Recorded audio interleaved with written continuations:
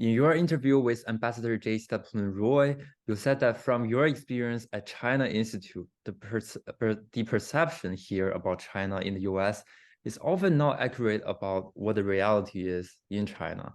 How do Americans view China?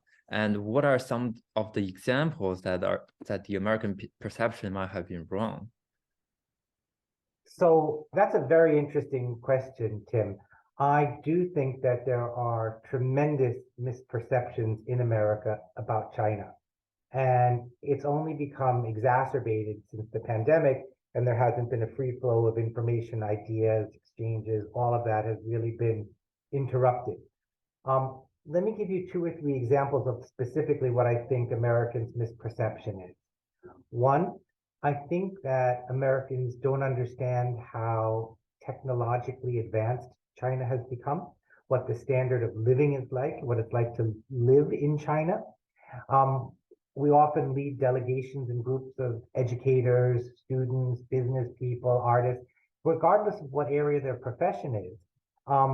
They're always universally amazed when they see a gleaming gaotie, a high-speed rail station, at the infrastructure, at the way that payment systems work in China without cash, at the way that communication tools like WeChat operate.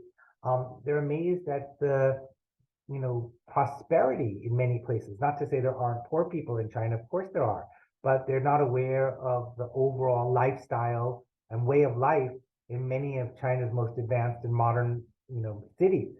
So that always surprises people. I think that they're surprised when they see so many happy Chinese people. A lot of our news is that, China's a pretty miserable place.